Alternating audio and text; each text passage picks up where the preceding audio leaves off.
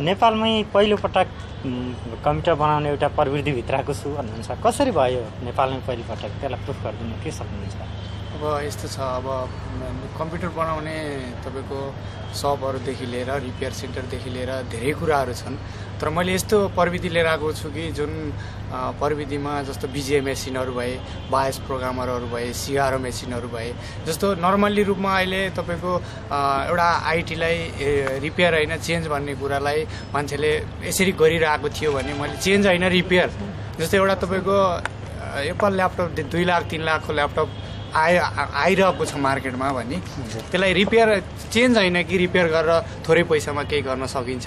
जस्तो त्यसलाई कसरी गर्न सकिन्छ भने जस्तो चिपहरूको सर्किटहरूको बारेमा मैले केही ज्ञान लिएर मैले आफूले पनि लिएर मैले टेनरहरू पनि त्यस्तै लिएर आएर सुरु गरेको छु। ज्ञान कहाँ लिनुभयो, कसरी, कुन सिलसिलामा? मेरो ज्ञान चाहिँ मैले खास दिल्लीबाट लिएको होइन। मैले पनि यहाँ जस्तो हाम्रो यो ल्यापटपहरू डेस्कटपहरू नेटवर्किङहरू पढाइन्छ भन्ने ठाउँ धेरै ठाउँमा गएँ, 1-2 ठाउँमा आफैले पनि पैसा फसाएँ होइन। त्यसपछि मैले यो सोचेँ कि जुन दिन मैले सोचेँ जस्तो सर्किट लेभल पढ्न चाहन्थेँ मैले। मेरो +2 पछाडि नै म ब्याकअप भएँ होइन।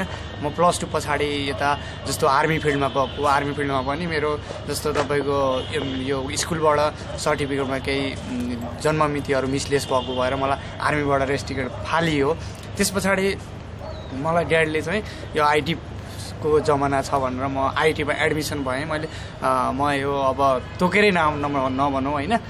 जस्तो म त्यो एडमिसन हुन गएँ। एडमिसन भएपछि जस्तो रूपमा मैले ल्यापटप सम्बन्धी डेस्कटप सम्बन्धी पहिले नै म ज्ञान लिन चाहन्थेँ मैले 63 सालमा। तर मलाई के भयो भने ल्यापटप एउटा खोल्न बन्द गर्न गराएर पनि उहाँबाट 20-25 हजार मैले त्यहाँ डुबाएँ। त्यस दिनै लाग्यो कि मैले केही यो ल्यापटप सम्बन्धी केही दिएँ भने म जस्ता त धेरैले सिक्न पाउँछ, यसरी त धेरैले पैसा डुबाइरहेछ भने एउटा ल्यापटप सिकेर ल्यापटप जस्तो दिन प्रतिदिन मोबाइल जस्तै भइरहेको जमानामा एउटा मैले यो प्रविधि ल्याउँछु भनेर मैले एउटा अठोट बोकेर म दिल्ली गएको। मलाई दिल्ली जाँदा हिन्दी सम्बन्धी केही पनि थाहा थिएन। म जाँदाखेरि प्लेनमै गएको जानलाई। तर मलाई त्यो एउटा एयरपोर्टमा पनि किधर से एक्जिट होता है ऐसे शब्द बोलेर म 4 घन्टा हलमा लागेको थिएँ। त्यसपछि म दिल्ली गएँ। दिल्लीमा गएपछि अङ्कल हुनुहुन्थ्यो, अङ्कलको साथमा केही दिन बसेँ। त्यस पछाडि मैले एउटा आइटी इन्फर्मेसन टेक्नोलोजी भनेर एउटा मानव एउटा कलेज जस्तो उहाँ थियो। त्यसपछि मैले त्यहाँ गएर मेरो क्वेसनहरू राखेँ। त्यसपछि मैले आफूले सोचे जस्तो पढ्न पाएँ त्यहाँ। त्यस पछाडि मैले त्यही नै जब गरेँ। त्यस पछाडि पनि केही समयपछि नेरो प्लेसमा, इन्डियाको नेरो प्लेसमा मैले जब गर्न थालेँ। जब गरेर चिपको सर्किट सम्बन्धी लेभल गरिसकेपछि अब मैले यहाँ पढ्न त पढेँ। यो प्रविधि लानको लागि त अब मैले एउटा मुखले मात्रै बोलेर भएन। यो प्रविधि सिकाउनको लागि त तपाईँको मेसिनहरू चाहियो। अब स्टुडेन्टले सोध्ला कसरी गर्ने त यो, त्यसको लागि त मेसिनहरू महँगो छ। तपाईँको एउटा बिजिए मेसिन ल्याउनको लागि 7-8 लाख रुपियाँ खर्च लाग्छ। अब बिजिए मेसिन सिकाएर भएन, एउटा मेन चिपको बारेमा सर्किट सिकाएर भएन, बायस कसरी डिस्प्ले आइदिएन, बायसमा फल्ट आउँछ, बायस प्रोग्रामर सिकाउनु पऱ्यो। अब तपाईँको फ्रिक्वेन्सीहरू हेर्नलाई डेस्कटपको फ्रिक्वेन्सीहरू कुनै पनि बोर्डको फ्रिक्वेन्सी देखाउँछ, त्यो फ्रिक्वेन्सी हेर्नलाई सिआरओ मेसिन चाहियो। यो मेसिनहरूको प्रविधि कसरी लाने त भन्दाखेरि मैले अब यो प्रविधि यति सिकेँ, यति दुःख पाएर सिकेँ भने म यो केही कुरा नेपालमा लगेर पनि दिन्छु भनेर लिएर आएको मैले। अब यो प्रविधि जब यो प्रविधि सिक्छ मान्छेले, केही नभए पनि एउटा पसलमा भए पनि, कम्प्युटर पसलमा भए पनि मान्छेको अहिले थिङ्किङ के छ, ल्यापटप जहाँबाट किन्यो त्यही ल्यापटप बनाउँछ। तर त्यो होइन, जहाँ ल्यापटप बनाउँछ त्यहाँ एउटा ल्याब पनि हुन्छ। जुन ठाउँमा पसलबाट किनिन्छ त्यो ठाउँमा कमसेकम 90% पसलमा रिपेयर हुँदैन, रिपेयर सेन्टरमा हुन्छ। यो सबैले बुझ्नुपर्ने कुरा हो होइन। जस्तो ल्यापटप किनिसकेपछि एउटा वारेन्टी पिरियडमा दिने हो, वारेन्टी अफ भइसकेपछि रिपेयर सेन्टरमा दिँदाखेरि ऊ कस्टमरलाई पनि त लो प्राइस पर्छ। नत्र जस्तो पसलबाट गयो भने तपाईँको नेटवर्किङ हुँदै जान्छ, त्यो पैसाले कस्टमरबाट एम्परमा पर्छ। त्यो नहोस्। अब सबैले एलायन्स त चिन्नुभएको छैन होइन। जब एलायन्स चिन्नुहुन्छ, एलायन्स भनेको चिनाइदिनु। एलायन्स भनेको एउटा सङ्गठन। म चाहन्छु मैले एउटा युवा राखेर मेरै एलायन्सबाटै प्रविधि निक्लेर, जस्तो मैले अहिले दिल्लीबाट टेक्निसियन लिएर आएको छु, टिचर लिएर आएको छु भने मेरोमा एलायन्समा यस्तो टिचर निक्लोस्, यस्तो टेक्निसियन निक्लोस्, जुन टेक्निसियनमा मैले अहिले एलायन्सले के गरिरहेछ? अहिले एलायन्सले सबै चिप लेभलको ट्रेनिङहरू गराइरहेछ। जस्तै ल्यापटप चिप लेभलहरू भए, डेस्कटप चिप लेभलहरू भए, नेटवर्किङ कुराहरू भए। जस्तो तपाईँको अब एउटा ब्याङ्कमा जागिर खानलाई पनि तपाईँको कि ल्यापटप चिप लेभल जानेको मात्रै भएर भने नेटवर्किङ खोज्छ, सिसिएन नै खोज्छ, एमसिएससी खोज्छ। तर त्यो कुरामा कुनैमा पनि डाउट नहोस् भनेर मैले त्यो ट्रेनिङहरू गराएँ। अरू के गर्नुहुन्छ? अरू के छ विशेषता एलायन्सको? अरू के गर्छ?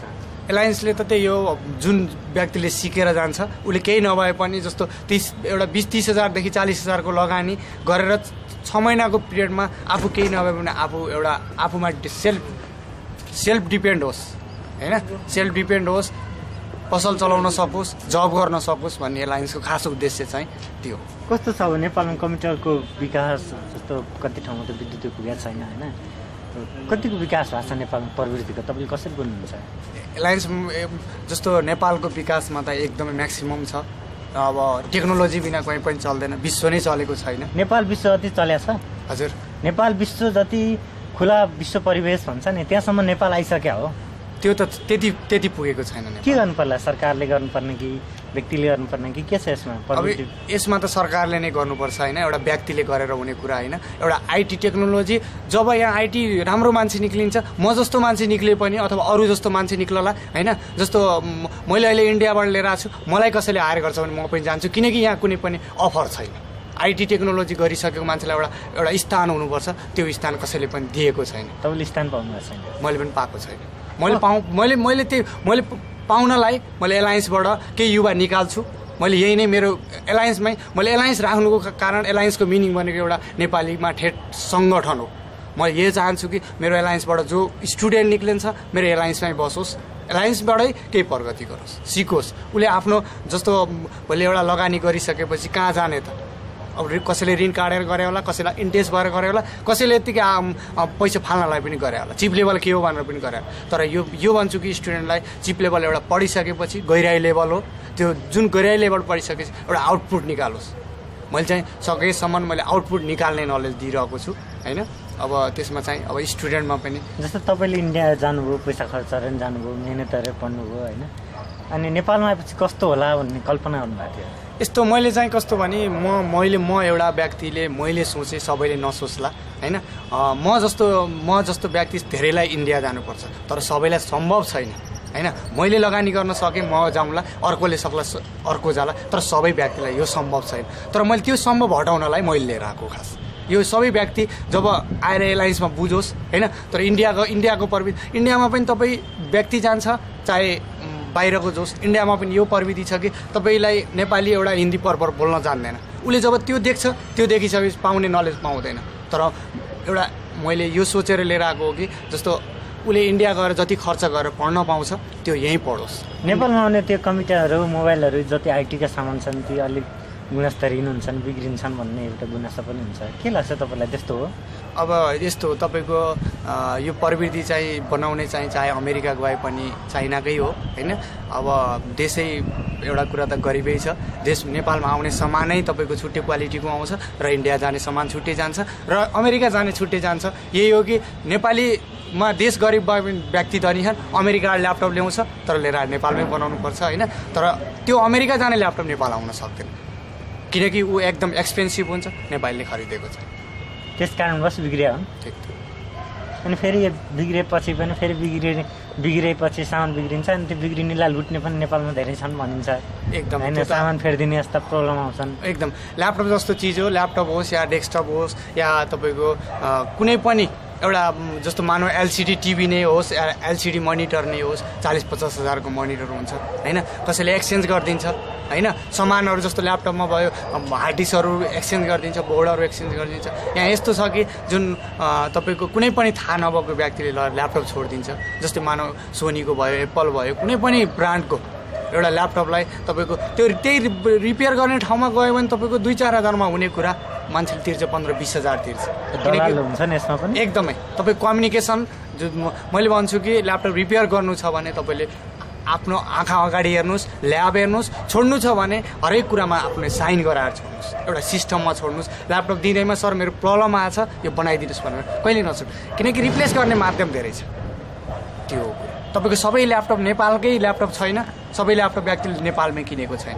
कोही ल्यापटप होला बाहिरबाट लिएर आएको होला, कोही ल्यापटपको सामान त्यही हो, क्वालिटी त एउटै हो, तर क्वालिटीमा पनि तपाईँको सामान बनाउने फरक छ। त्यो भएर ल्यापटप बनाउँदा दिँदा पनि त्यसरी छोड्नुहोस्। एलायन्समा के छ, मनमत गर्दा पैसा मुङ्नुहुन्छ कि होइन? धेरै पढेर आउनुभएका धेरै एकदम होइन सर, मेन कुरो कस्तो बिजनेस हो तर एलायन्समा यो छ कि मैले यो भन्छु कि एलायन्समा आउनु पूर्व सबै ठाउँ मार्केट बुझेर आउनुहोस् होइन, बुझेर आइसकेपछि अनि एलायन्सको प्राइस सही लागे गर्ने हो होइन, कस्टमरलाई पनि सही प्राइस दियो एलायन्सले भने गर्ने हो होइन। तर मलाई लाग्छ अहिलेसम्म मैले सही नै प्राइस गरेको छु। जस्तो मैले एउटा ल्यापटप बनाएँ भने मैले 2200 3000मा बनाउँछु भने तपाईँ त्यही पसलबाट आउनु भएको छ भने त्यही ल्यापटपलाई 4000 4500 लाग्छ। म एलायन्समा आउने कस्टमरलाई पनि यही भन्छु कि बाहिर एकचोटि बुझ्नुहोस्, त्यसपछि एलायन्समा आउनुहोस्। कस्तो छ नेपालीहरूले कम्प्युटर चलाउने ल्यापटप चलाउने कति छन् होइन, कसरी चलाउँछन्?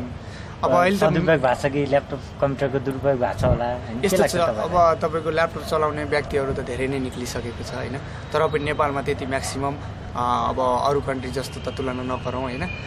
तर त्यसमा पनि अब एउटा कोही लैमा लागेर ल्यापटप किनेको छ, कोहीले केमा लागेर किनेको छ, कोहीलाई अनिवार्य छ ल्यापटप होइन, कोही 5 मिनट पनि ल्यापटप खराब भयो भने तडपिने अवस्था छ भने कोहीलाई अब ल्यापटप यतिकै सोकिङको रूपमा पनि छ होइन। तपाईँले पहिलोचोटि कम्प्युटर कहाँ देख्नुभयो?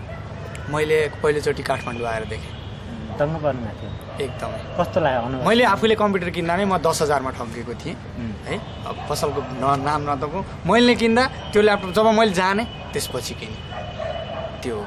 पहिलोचोटि कम्प्युटर देख्दा कस्तो लाग्यो भने कहाँ देख्नुभयो, कसरी देख्नुभयो, त्यो अलिकति बताइदिनु न। मैले पहिलोचोटि त म पहिला अब मेरो कुरा गर्नुपर्दा खास म त्यही मैले भनिसकेँ, म ब्रिटिस आर्मीबाट आउट भइसकेपछि त्यही पनि मेरो सर्टिफिकेटले धोका दिइसकेपछि म ब्रिटिस आर्मीबाट मेनेजाइटिस भयो, मेनेजाइटिसबाट पाल्पा मिसन हस्पिटलमा म लगभग 1 महिना जति त्यहाँ बसेँ। त्यसपछि फेरि रिटर्न काठमाडौँ आएँ। यो आइटी फिल्डमा ल्याउने पुरा देन भनेको मेरो बुवाको होइन। बुवाले चाहिँ हार खाने हुन्न छोरो भएपछि भनेर मलाई एउटा सगरमाथा इन्स्टिट्युटमा लगाइदिनु भयो। मैले त्यहाँ बेसिक सिकेँ। बेसिक मैले 29 दिनको दिन सिद्धाएको, 3 महिनाको कोर्स 29 दिनको दिन सिद्धाएर 30 दिनको दिनबाट मैले पढाउन थाकेको। त्यसपछि मैले ट्याली पढेँ। ट्यालीहरू पहिलोचोटि कम्प्युटर देख्दा तपाईँलाई लाग्यो अनुभव कस्तो लाग्यो, के लाग्यो होइन? अब यस्तो हो, मैले पहिलोचोटि देख्दा त अब एकदम अनौठो त लागिहाल्छ होइन। अब के होला यो, कसरी बने होला, मलाई त हरेक क्वेसन आउँथ्यो। किनकि जब म एक ठाउँबाट ठक्कर खाएर गइसकेपछि मलाई एकदम उत्सुकता लागेको। त्यही भएर मैले सुरुमै मैले चिप लेभलमा जाने मेरो इन्ट्रेस्ट थियो। मैले एकदम नेटबाट सर्च गरेर होइन अब के छ त भविष्यको ऊ भन्ने जस्तो डिमान्ड के छ त। त्यसपछि मैले ल्यापटपको देखेँ, डेस्कटपको देखेँ, तर त्यो नपाएको। उत्पादन गरिसक्नु भएसम्म विद्यार्थी मैले लगभग धेरै मेरोबाट भएको छैन, त्यो 25-30 जना निक्लिसक्यो होला। त्यसमध्ये म्याक्सिमम जबमै हुनुहुन्छ। कति समय लाग्छ? 3-4 जनालाई मैले ट्रेनिङ भन्नुहुन्छ, कति समय लाग्छ त्यो? चिप लेभल ट्रेनिङ यस्तो तपाईँको अब ल्यापटप डेस्कटप नेटवर्किङ गर्ने हो भने तपाईँको 6 महिना लाग्छ होइन। अब त्यसमा पनि तपाईँको 4 देखि 4.5-5 महिना जति तपाईँको एउटा टिचरले दिने क्लासबाट जान्छ। 1 महिना मैले केही डाउट भएको कुरालाई फेरि ल्याबमा राखेर ट्रेनिङ दिने गरेको छु। जब स्टुडेन्ट आइएम सेटिस्फाइड भन्छ त्यसपछि म पढाइदिन्छु। जस्तो नेपालमा एउटा रोजगारको समस्या छ होइन, लोकसेवाकै जाहिर खोजे पनि भयङ्कर लागि हुन्छ। त्यस्तो अवस्थामा तपाईँले ट्रेनिङ दिनुभएको छ, रोजगारी पाइरहेछौँ भन्नुहुन्छ, कसरी विकास गर्नु पर्ला? यस्तो तपाईँको यो छ अब आइटी बिनाको संसार कहीँ पनि छैन, नेपालमा पनि छैन। मान्छेले यो नबुझेको कि वास्तविक वे होइन, जस्तो आइटीमा वे के छ होइन। आइटी पढ्दैमा जब हुँदै होइन, एलायन्समा पढ्दैमा पनि जब फिक्स हुने होइन। एलायन्समा पढेर त्यो नलेज जब युज गर्छ 100% जब फिक्स छ। किनकि चिप लेभलको यदि डिमान्ड छ। जब मैले एउटा डेस्कटप टेक्निसियन पाउनको लागि कान्तिपुरमा मैले 5 दिनसम्म एडभर्टाइज गरेँ, एकजना पनि काम लाग्दो टेक्निसियन आउनु भएन भने किन दिँदैन त? नेपालीले त्यही नलेज दिएर पढ्ने भने अहिले मैले 20-25 हजार मैले इन्डियाको टेक्निसियनलाई तिरेको छु भने मैले 20 हजार त नेपालीलाई दिन्छु। किन मलाई इन्डियन चाहिँ? इन्डियनको आवश्यकै छैन। मैले इन्डिया त्यो स्थानमा नेपाली पुगोस्। नेपालीले किन दक्ष पाउन गाह्रै छ नेपालमा, पाइँदैन एकदम। चिप लेभल पाउन धेरै गाह्रो छ, धेरै गाह्रो छ।